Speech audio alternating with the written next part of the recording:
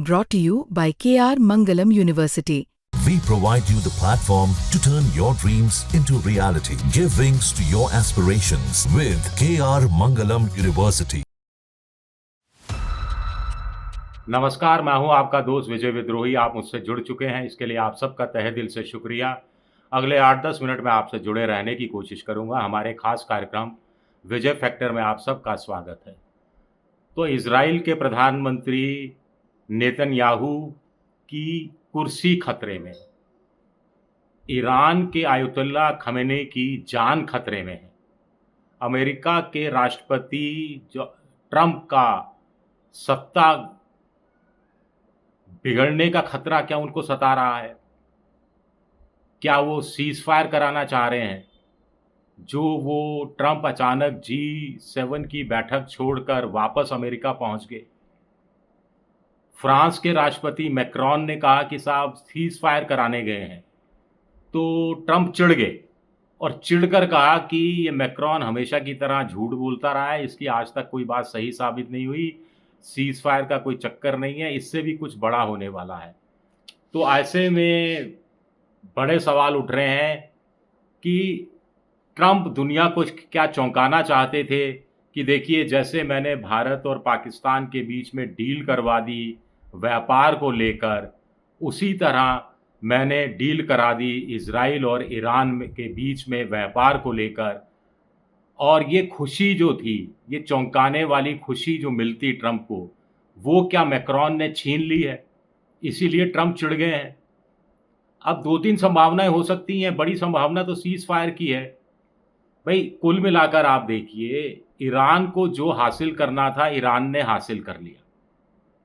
Iran को Israel का जो डोम है, सुरक्षा कवच है, उसको भेदना था, दुनिया के सामने भेद कर दिखा दिया।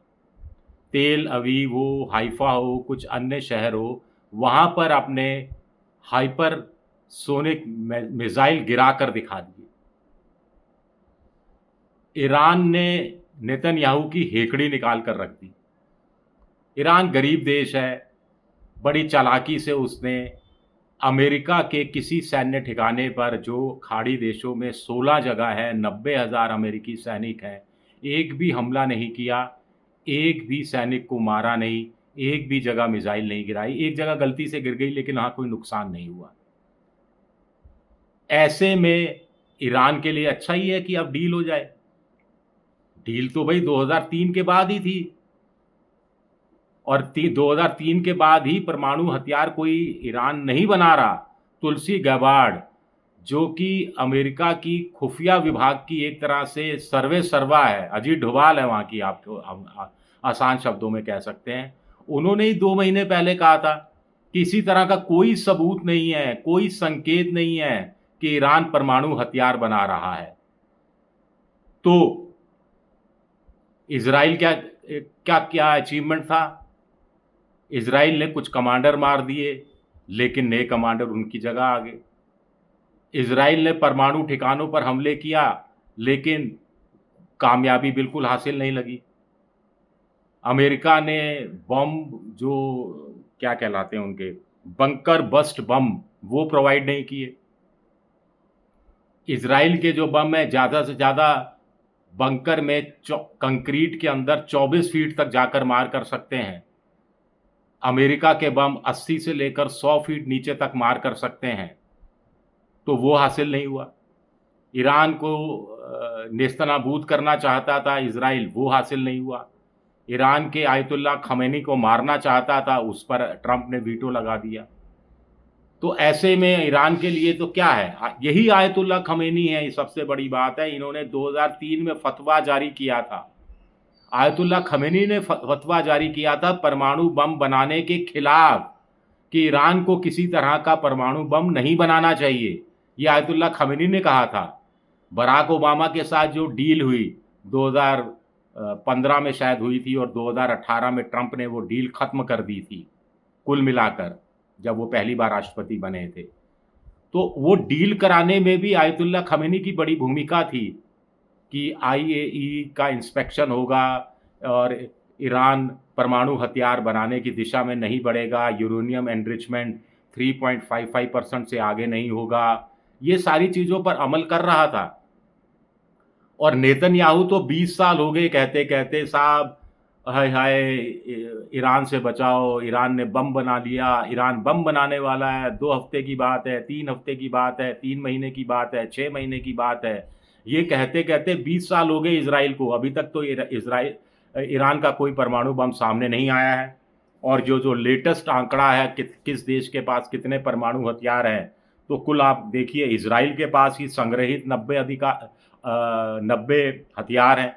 सबसे बड़ी बात है कि नेतन्याहू भी जानते हैं कि ईरान के पास परमाणु बम नहीं है।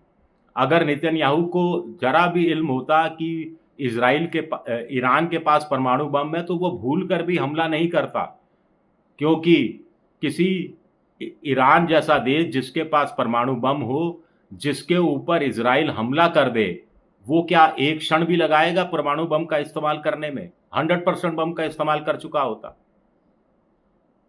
अब ईरान को जरूर लग रहा है कि परमाणु हथियार होना चाहिए, और अब ट्रंप को लग रहा है कि डील ऐसी होनी चाहिए। उन्होंने महामूर्खता की, बराक की डील को रद्द करके ऐसी डील होनी चाहिए ताकि ईरान परमाणु हथियार नहीं बना सके।